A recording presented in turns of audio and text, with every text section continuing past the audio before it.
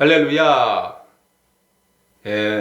눈도 오고 굉장히 바람이 매섭게 부는 한파 주의보가 내려진 날입니다. 여러분들이 더욱더 밖에 나가시기 힘들고 어려운 때인데 여러분들이 집에서만 그냥 TV 채널만 돌리지 마시고 우리가 영적인 사람이니까 영적인 것에 관심을 갖고 영적인 세계를 더욱더 여러분들이 준비하시는 여러분들 되시기를 간절히 바라겠습니다. 제일 중요한 게 말씀이겠죠. 우리가 말씀을 통해서 하나님을 만나고 말씀을 통해서 하나님의 음성을 들을 수 있고 또 말씀을 통해서 우리의 영적인 양식을 채워야 합니다. 그렇기 때문에 오늘 우리가 성경 공부를 하겠는데 여러분들이 비록 대면은 하지 못하지만 우리가 얼굴과 얼굴을 맞대는 것처럼 늘 집중해서 말씀을 들어주시고 또 궁금하신 거나 또 여러 가지 의문점이 있으시면 언제든지 문자나 카톡이나 아니면 댓글을 통해서라도 문의를 해주시면 제가 다음 시간에 여러분들에게 답변을 드리도록 하겠습니다. 또 한 가지 말씀드릴 거는 이제 이렇게 일주일에 한 3번 정도의 말씀을 올리고자 했는데 여러 가지 조금 부족하고 미흡한 점이 많이 있어서 장비적인 부분에도 조금 문제가 있어서 지난번에 노이즈 잡음이 많이 들어갔었죠. 이번에 다시 좀 장비를 바꿔봤습니다. 여러분들이 아무쪼록 좀 준비하는 기간인 만큼 양해를 좀 부탁드리고 또 이렇게 좀 3번에 거쳐서 올리려고 노력을 했지만 첫 시간부터 그걸 약속을 지키지 못한 것 정말로 사과드립니다. 그러나 좀 내용만큼은 충실하게 준비를 해봤으니까 여러분들이 양해를 좀 해주시고요. 다음 주에는 가능한 한 3번을 올릴 수 있도록 한번 노력을 해보겠습니다. 이게 생각보다 시간도 많이 걸리고 조금 어려움이 좀 있네요. 여러분들이 잘 이해해 주시리라 믿습니다. 자, 기도하고 우리 성경 공부 사무엘상 15장 들어가겠습니다. 하나님 아버지, 우리 믿음의 식구들이 다시 한자리에 모였습니다. 하나님, 우리가 비록 얼굴과 얼굴을 대면하지 못한다 할지라도 아버지 이 말씀만은 또한 우리의 영성만은 잘 전달되게 하여 주시고 그 자리에 하나님이 어디에 있든지 그 자리에 하나님이 함께 하여 주셔서 성령의 지혜를 주시고 믿음 주시고 성령님께서 돌보아 주옵소서. 또한 아버지 말씀을 들을 때 깨달음을 더하여 주셔서 아버지 우리가 마땅히 알아야 할 것을 알게 하시고 기억나게 하실 것을 기억나게 하시는 하나님의 은혜를 체험케 하여 주옵소서. 감사드리오며 예수님의 이름으로 기도드렸사옵나이다. 아멘. 오래간만에 하다 보니까 마지막 이전 성경 공부가 2019년 12월에 우리가 마지막 성경 공부를 했더라고요. 1년이 넘도록 하지 못하다가 이제 다시 시작을 해보니까 저도 많이 좀 준비가 어렵고 또 여러 가지 미흡한 부분도 있었던 것 같습니다. 더 시간이 많이 걸린 것 같고요. 그러나 우리가 이제 사무엘상 15장부터 말씀을 보도록 하겠는데 14장까지 이야기를 조금 요약을 해서 이 안에 조금씩 넣도록 하겠습니다. 그래서 이제 4장까지 아직 못 들으신 분들은 유튜브에 녹음된 파일이 올라가 있으니까 참고해 주시면 좋겠고요. 또 그냥 안 보셔도 이 나머지 15장부터 계속해서 이 사무엘상을 보면서 이 앞의 내용을 조금씩 더 요약을 하도록 하겠습니다. 자, 그러면 왜 사무엘서인가 하고만 66권의 성경이 있는데 왜 사무엘서인가 라고 하는 것입니다. 사무엘이라고 하는 이 사무엘서는 사사기와 왕국시대의 중간에 걸쳐진, 그래서 사사기 이야기도 나오고 왕들의 이야기도 나오는 그 중간적인 부분입니다. 역사적으로 볼 때 고려에서 조선으로, 조선에서 대한제국, 대한민국으로 이렇게 변화되는 시기에는 굉장히 많은 일이 있습니다. 어려움도 있고 혼란함도 있고 또 이 난세가 영웅을 만든다고 하잖아요. 그러니까 이게 그만큼 그 시대에 맞는 영웅들이 다 있어요. 우리 고려 말에는 최영과 이성계와 또 여러 정도전이나 뭐 이런 어떤 많은 사람들이 그 안에서 각자의 자기의 역할을 담당하면서 이 조선이라고 하는 나라를 또 이어가지 않습니까? 그렇기 때문에 사무엘서도 마찬가지입니다. 이 사무엘이라고 하는 당대의 정말 사사로서 굉장히 능력 있는 사람이 이 사울과 다윗과 솔로몬으로 이어지는 이 왕들을 왕들로 이어가는 그 과정 속에서 하나님의 역사와 하나님의 일하심은 어떻게 되었는가를 우리가 한번 세밀하게 보기 원해서 사무엘서를 선택하게 되었습니다. 또 우리가 이스라엘 하면은 물론 앞에 사사들도 유명했지만 다윗 빠질 수 없죠. 솔로몬 빠질 수 없죠. 굉장히 하나님의 축복을 많이 받고 하나님의 마음에 흡족한 자다라고 하는 칭찬을 받을 정도로 굉장히 굵직한 굵은 선을 가진 사람들이기 때문에 이 사무엘서를 통해서 그들은 어떻게 하나님 앞에 축복을 받았고 인정을 받았는가 라는 부분을 우리가 조금 더 깊이 나눠보도록 하겠습니다. 그리고 이 사무엘이라고 사사들의 어떤 삶의 모습, 이게 굉장히 인간적인 모습들이 많아요. 또 물론 다윗과 솔로몬의 인간적인 모습도 많이 있고, 또 왕으로 기름 부음 받은 그 모습들, 이렇게 왕이 세워졌구나라고 하는 그 과정들을 통해서 우리가 또는 우리 자녀들이 하나님 앞에 어떻게 살아갈 때 마음에 드는 하나님의 마음에 흡족한 사람이 되는가, 이런 어떤 인간적인 부분들, 이 사람의 어떤 측면적인 부분들을 함께 나눠보기 위해서 사무엘서를 택하게 되었습니다. 그리고 또 가장 중요한 이야기겠죠. 하나님의 역사, 인간의 역사 속에 묻어 들어가 있는, 같이 호흡하시는 하나님의 역사를 함께 나눠보도록 하겠습니다. 그래서 말씀드린 것처럼 인간적인 어떤 그런 부분들을 집중적으로 보게 되겠는데요. 자연스럽게 인간의 내면적인, 성경에는 다 기록할 수가 없으니까 빠져 있지만 우리가 유추해서 생각해보는 그 인간적인 내면의 모습들을 함께 이 사무엘서를 통해서 보도록 하겠습니다. 그래서 조금 아주 신학적이거나 아주 굉장히 학문적이거나 이런 부분보다는 그냥 우리가 일상적으로 생각해 볼 수 있는, 사울은 이런 사람이었고 다윗은 이런 사람이었고 뭔가 요렇게 좀 이 사람들이 이런 결정과 판단을 내리는 이런 부분이 이런 행동에서 나온 거구나, 이런 심적 상황에서 나온 거구나 라고 하는 부분들을 함께 보도록 하겠습니다. 자, 서론이 좀 길었죠? 자, 오늘 이 사무엘상 15장에는 약 세 부류의 사람이 나옵니다. 그 중에서 우리가 이제 첫 번째가 아말렉이라고 하는, 아말렉과의 전쟁을 이야기하기 때문에 아말렉이라고 하는 이 족속이 나오고, 그 다음에 전쟁을 주도했던 사울, 이 초대 왕이죠. 사울에 대한 이야기, 또 우리가 이 사무엘서니까 빠질 수 없는 사무엘의 이야기를 함께 이야기를 먼저 나눠보도록 하겠습니다.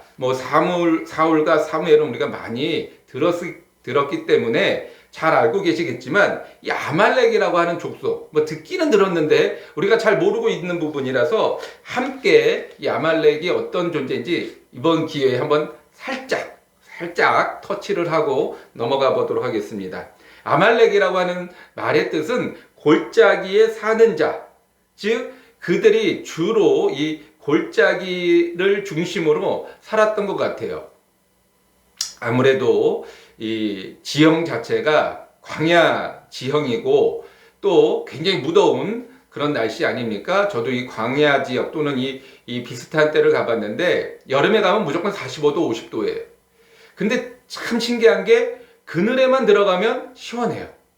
물론 그늘이라고 해서 10도, 20도 이렇게 떨어지는 건 아닙니다만은 그늘에만 들어가면 굉장히 시원해요. 그러니까 이 골짜기라고 하는 것이 우리의 개념으로 보면 좁고 험난하고 뭔가 부족한 듯, 뭔가 굉장히 쫓겨 사는 사람들처럼 생각되지만 실상 그렇지 않습니다. 그 지역에서 골짜기라고 하는 것은 그늘졌고 시원하고 그 다음에 이 햇빛을 가려줄 수 있는 그런 아주 천혜의 장소죠. 또 외구의 침입을 받을 때 이 골짜기의 양쪽에서 공격을 하면 이 외적의 침입을 막을 수 있는 그런 어떤 이 지리적인 혜택을 많이 보는 사람들입니다. 자, 아말렉은 어디서부터 출발을 했는가?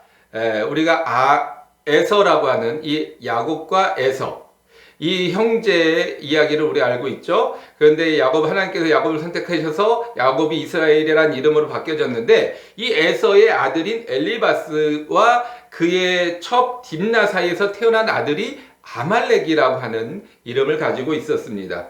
그리고 아말렉이라고 하는 사람들은 이 골짜기에 살다 보니까 많은 사람들이 지나가야 돼요. 높은 곳을 이렇게 힘들게 올라가서 지나가지 않잖아요. 대부분 지나가는 사람들은 골짜기를 지나갑니다. 그러니까 이 골짜기에 살다 보니까 어떤 장점이 있는가? 외적으로부터 침입도 막을 수 있지만 지나가는 사람들을 자주 보게 된다는 거예요. 자, 그럼 왜 지나갈까요? 그 날도 덥고 길도 없고 뭐 험난한 길을 왜 사람들이 자꾸 왔다 갔다 할까요? 무엇인가 물건을 이동시켜야 되는 거예요. 이제 거상이죠. 이런 거상들을 공격하는 것. 그래서 이 골짜기는 좁고 협소하다 보니까 농사를 지을 수가 없어요. 또 그 광야 기후와 광야 지대에서는 농사가 쉽게 지어지지 않아요. 그러니까 어떻게 했느냐? 이 유목민이면서 약탈을 일삼았던 족속이 바로 아말렉입니다. 이스라엘과의 관계 속에서도 마찬가지죠. 이스라엘이 출애굽해서 그 광야를 막 갈 때 뒤에 처져 있는 사람들, 이렇게 뭔가 가는데 여러 가지 불편하고 힘들어서 뒤에 처져 있는 사람들을 뒤에서 공격했던 사람들이 이 아말렉입니다. 아주 야비하죠. 약탈을 입삼았던 민족이기 때문에 야비해요. 치사해요. 자, 이런 어떤 사람들이 곧 아말렉의 족속이었고, 이스라엘의 어떤 관계 속에서는 끊임없이 이스라엘을 괴롭히는 아주 이방 민족의 대표적인, 우리가 잘 알고 있는 모세, 지금 그림에도 있는 모세가 두 손을 들고 있는 이 그림, 르비딤 골짜기에서 이 전쟁, 여호수아가 나가서 전쟁을 할 때 이 모세가 팔이 내려가면 아말렉이 이기고, 모세가 다시 팔을 들면 이스라엘이 이기고, 그래서 아론과 훌이 그 옆에서 모세의 팔을 붙잡고 있는 이런 어떤 이 그림이 있잖아요. 이 장면이 누구랑 전쟁이었는가? 아말렉과의 전쟁이라고 하는 것입니다. 자, 그리고 오늘 이야기는 이 아말렉과 초대왕 사울과 아말렉과의 교전을 통해서 그만 이겼어요. 이긴 건 이겼는데 하나님의 명령을 어긴 사울의 모습이 나옵니다. 이게 이제 우리가 볼 이 사무엘상 15장의 이야기예요. 그리고 결국에는 어떻게 됐는가? 하나님으로부터 버림받게 되는 그런 어떤 안타까운 이 계기가 되는 사건이 바로 이 아말렉과의 전투라고 하는 것입니다. 자, 그 다음에 사무엘에 대해서 우리 한번 보도록 할게요. 앞부분에서 우리가 사무엘에 대해서 이미 말씀을 많이 드렸지만 못 들으신 분들을 위해서 다시 한번 좀 말씀을 드리자면, 자, 사무엘은 이 한나라고 하는 이 제사장의 아내이면서도 자녀를 낳지 못하는 안타까움에서 이 정말 탄식하다가 얻은 자녀가 사무엘 아닙니까? 하나님 앞에 약속을 드렸어요. 하나님이 내게 자녀를 주시면 내가 하나님 앞에 그 자녀를 드리겠습니다. 해서 얻은 자녀가 사무엘이에요. 자, 그런데 젖을 뗄 때까지는 한나가 기르고, 젖을 뗀 후에는 엘리 제사장에게 가서 엘리 제사장과 함께 이제 성전 생활을 하게 됩니다. 우리의 개념으로 보면 이해가 안 되죠. 우리 개념은 젖을 뗐다 그러면 거의 한 살, 뭐, 10몇 개월 이 정도 계산을 하는데 옛날에는 그렇지 않습니다. 요즘엔 이유식이 발달했으니까는 젖을 때도 다른 걸 먹일 수 있었지만은 옛날엔 젖밖에 없잖아요. 그러니까는 젖을 떼었다라고 할 때는 짧게는 3년, 길게 보면 7년까지도, 아니 그 이상까지도 이 기간을 말합니다. 왜냐하면 어린아이들이 밥을 먹을 때까지, 밥을 먹을 수 있을 때까지 항상 젖을 먹었기 때문에 짧게는 3년에서 길게는 7년, 보통 7년에서 뭐 어느 경우에는 그 이상 10살 될 때까지 젖을 먹었다는 어떤 얘기도 있습니다만은, 그러니까 짧게 봐도 3살부터 조금 길게 본다고 해도 7살까지 엄마 품 안에서 자랐던, 한나의 품 안에서 자랐던 사람이 바로 사무엘입니다. 그런데 잘 생각해 보세요. 3년, 그러니까 3살, 한국 나이로 4살에서 8살 정도 되는 요 시기가 어떤 시기냐? 막 부모의 사랑을 독차지하는 그런 시기예요. 재롱도 피우고, 그 어린 시절에 하는 것이 다 평생할 효도를 다 압축해서 한다고 그러지 않습니까? 그러니까, 한참 부모의 어떤 그늘 아래 있어야 되는 그 시기에 사무엘은 그때부터 이제 누구랑 있었는가? 엘리 제사장과 있었다는 거예요. 근데 엘리 제사장은 어떤 사람인가? 나이가 많았어요. 그때만 해도 나이가 많았던 사람이에요. 그러다 보니까 물론 귀엽고 좋지만 나이가 많으니까 어때요? 기운이 없고 피곤하고 지치고 그러니까 사무엘과 같이 놀아주나요? 더군다나 제사장이라는 직분을 가지고 있는데 사무엘과 같이 어울릴 수 있나요? 그럴 수가 없죠. 자기 일들을 해야 되죠. 그러니까 사무엘은 늘 혼자 지내는 시절이 많지 않았을까? 물론 성경 그 내용 어린 시대에 대해서는 자세히 안 나왔으니까 모르겠습니다만은 많지 않았을까? 그래서 하나님께서 부르실 때도 그냥 누군가가 부르는 것으로만 생각을 했지 하나님이란 존재를 알지 못했다라고 하는 겁니다. 자, 그 다음에 사무엘은 이전에 이제 미스바라고 하는, 우리가 이제 미스바 기도회 우리도 지금 많이 쓰지 않습니까? 구국 기도회를 미스바 기도회다 해서 이제 미스바라고 하는 지역에서 이스라엘 사람들을 모여라 해가지고 너희가 어느 때까지 이렇게 하나님과 이방신 사이에서 갈등할 것이냐 이러면서 하나님을 섬겨라 이래서 회복의 기도를 인도했던 사람이 바로 사무엘입니다. 자, 그럼 우리 잘 아는 내용이지만, 자, 이것은 무엇을 의미하는가? 사무엘이라고 하는 사람의 성격이 이 안에서 엿볼 수 있다라고 하는 거예요. 미스바 기도를 했다는 얘기는 그때까지만 해도 이스라엘 사람들이 타락했다는 거예요. 근데 타락한 사람은 타락한지 몰라요. 여러분, 뭐 깡패나 뭐 도둑질하는 사람이 내가 죄를 짓고 있구나라고 하는 죄책감에 시달리면 그 짓 하겠습니까? 그 짓 안 하죠. 죄책감에 시달리지 않아요. 그러니까는 우리가 봤을 때 나쁜 짓이라고 생각하지만 그들은 어쩔 수 없고 필연적인 거고 이것이 나의 삶이고 이렇게 생활을 하기 때문에 그들은 그 삶에서 청산이 안 되는 것입니다. 마찬가지예요. 하나님을 떠나서 악한 삶을 사는 사람들은 그게 어쩔 수 없는 삶이다. 우리들의 현실이다라고 이야기하는 거예요.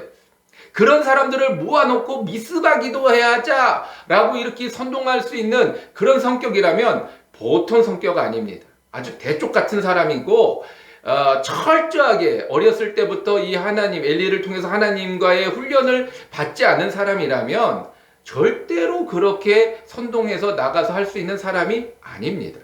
그러니까 이 사무엘은 왕을 달라라고 하는 이스라엘 사람들의 요구에 안 된다. 아주 각 지파의 대표들이 와서 막 얼마나 많이 얘기했겠어요. 한 번 얘기했겠습니까? 여러 번 반복해서 얘기했겠죠. 그런데도 씨알도 안 맥히는 거예요. 피 한 방울 안 나는 거예요. 절대 한 번 안 되면 안 되는 거예요. 왜 그러느냐? 이런 어떤 성향과 성격이 가지고 있었기 때문에 그렇습니다. 자, 또한 이 사무엘은 순회하면서 나라를 다스렸어요. 자, 한 지역을 다스리는 사람만 해도 얼마나 일이 많습니까? 아주 머리 복잡하죠. 예, 모세도 이제 너무너무 이 재판하고 이 이스라엘 백성들을 이렇게 다스리는 게 너무 힘드니까 이 장인 이드로가 와가지고 뭐 천부장, 백부장, 뭐 50부장, 10부장을 세워라 이런 어떤 지혜를 주셔가지고 결국엔 그가 해결하지 않습니까? 근데 이 사무엘은 잘 생각해보세요. 대쪽 같은 사람, 고집불통인 사람은 누구한테 이양을 해요? 안 합니다. 자기가 혼자 다 해요. 그러니까 순회를 했다는 얘기는 결국엔 계속 무엇을 말하느냐? 집에 있지 않았다는 거예요. 계속 돌아다녔다는 거예요. 그러니까 자녀들이 어떻게 되느냐? 부모의 그늘에서 벗어나니까 자녀가 제대로 됩니까? 안 되죠. 자녀 교육이 실패했습니다. 그래서 나중에 보면 왕을 요구할 때 내 아들들이 너희를 다스릴 것이다 라고 했을 때 당신의 아들은 타락했습니다. 뭐 이런 어떤 얘기가 나오는 이유가 왜 그러느냐? 어디에서 근거한 것이냐? 이 사무엘의 한계라는 거예요. 한계점이라고 하는 겁니다. 순회를 하고 했다 보니까 치바에 없고 그러니까 안 되는 거고 결국엔 그래서 실패하는 그런 어떤 모습을 보이게 되었습니다. 또한 그러나 이 사무엘은 그럼에도 불구하고 엘리와 사무엘이 어떻게 보면 굉장히 비슷해요.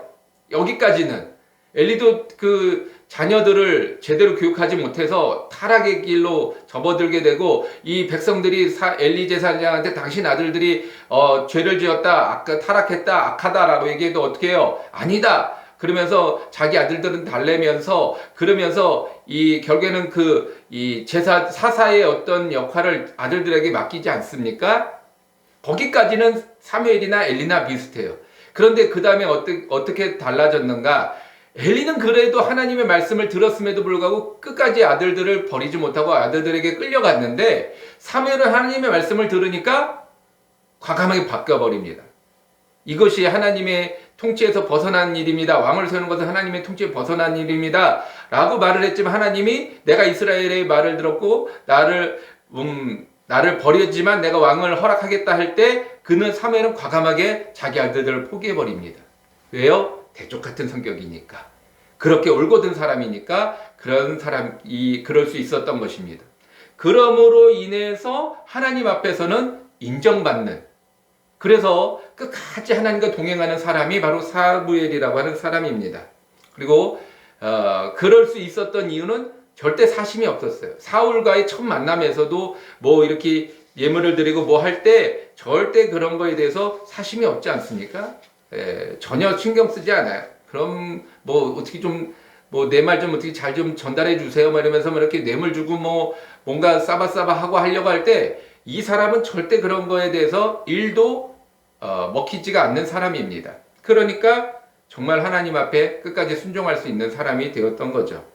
자, 마지막 사울이라고 하는 존재에 대해서 우리가 뭐 사울하면 왕, 또 뭐 키가 다른 사람보다 머리 하나가 더 큰 사람, 뭐 이렇게 우리가 대략적인 거는 알고 있습니다만은 사울이라고 하는 사람을 조금 더 깊이 있게, 왜 그 사울이라고 하는 사람이 왕이 그렇게 처음에는 막 우유부단한 듯하고 부끄러움도 많고 뭔가 사람들 앞에 서는 걸 별로 안 좋아했던 사람이 나중에 그렇게 변화되었는가?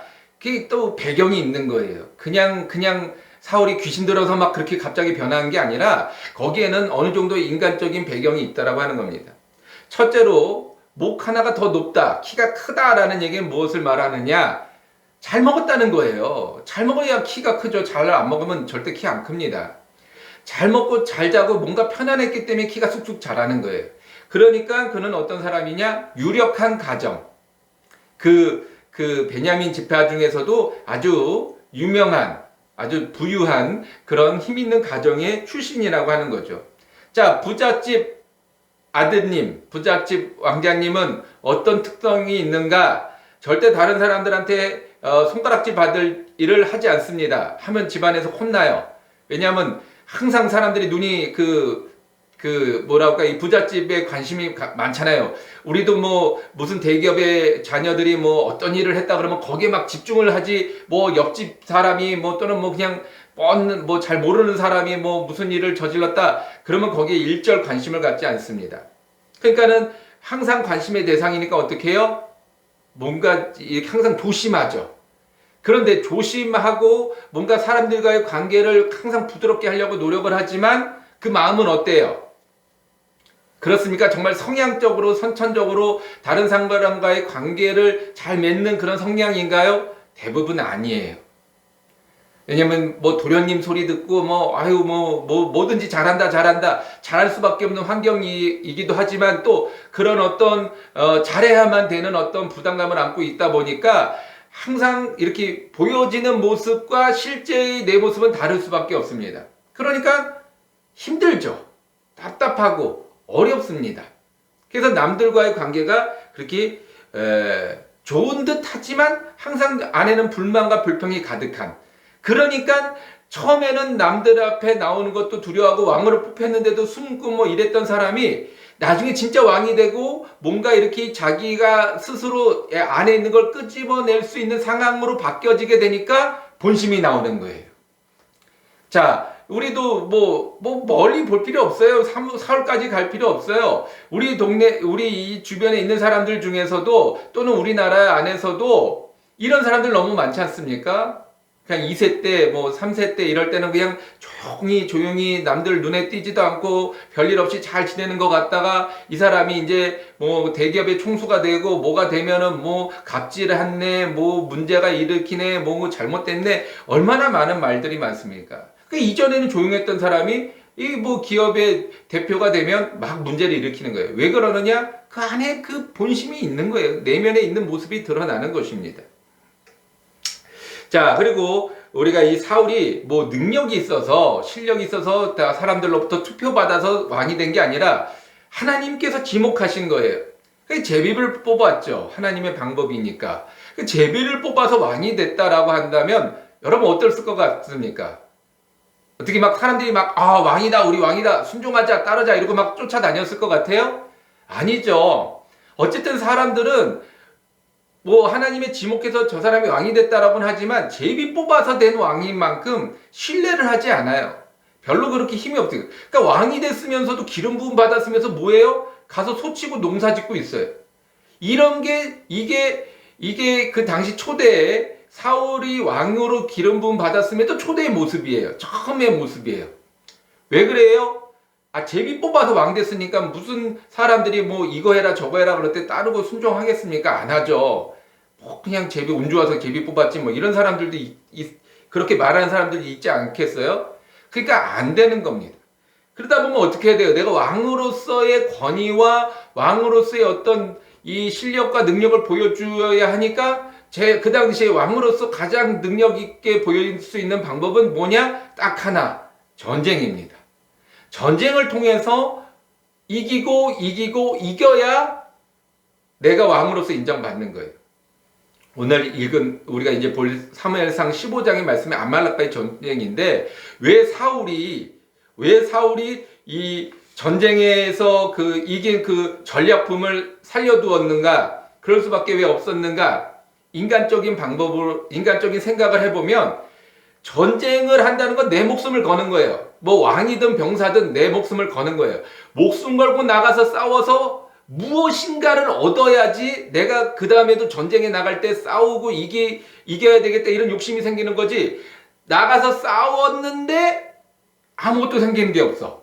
목숨 걸고 싸웠는데 나한테 주어진 게 아무것도 없어. 그러면 다음에 전쟁 또 하고 싶습니까? 뭐하러 내가 언제 죽을지도 모르는데 그 전쟁을 왜 나가요? 왜 하고 싶겠어요? 안 하게 되죠.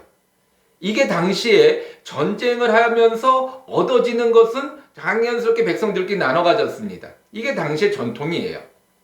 그런데 이 아말렉이라고 하는 나라와 나라라고 해봤자 도시국가였지만 어쨌든 이 나라와 전쟁을 통해서 내가 얻어지는 것, 생기는 것을 채워야 되는데 그것을 안 하다 보니까 문제가 생길 거라고 생각을 한 겁니다. 두려워한 거죠. 이 부분은 이따가 자세히 또 보도록 하겠습니다. 그 다음에 이제 블레셋하고의 전쟁에서 이미 이전에 14장 말씀에서 블레셋하고의 전쟁에서 그러니까 제사를 먼저 지내죠. 사무엘이 안 오니까 백성들이 자꾸 흩어지니까 두려움에 제사를 먼저 지내게 됩니다. 왜 그럴까요? 이게 이 부잣집 아드님이기 때문에 그럴 수밖에 없는 거예요. 사람들의 이목과 관심과 사람들의 어떤 여론에 굉장히 민감해요. 그러니까는 사무엘이 안 오는 거 보니까 사무엘이 별로 관심도 없고 이 전쟁은 질 수도 있고 이런 어떤 여론몰이가 형성이 되니까 두려운 마음에 나도 왕이니까 내가 제사 지내야 되겠다 이렇게 된 거예요. 거기에 밑바탕에는 뭐냐? 사람 백성들의 그 여론 이런 것에 대한 민감한 그 부잣집 아드님의 성향이 있었기 때문에 그렇다라고 하는 것입니다. 자, 이와 같이 사울에 대해서 사무엘과 아말렉 또 사울에 대해서 우리가 잠깐 한번 보았습니다. 이제 성경의 내용에서 들어가서 보도록 하겠는데요. 잠깐 쉬었다가 한 5분, 10분 정도 쉬었다가 이 성경 내용을 보도록 하겠습니다.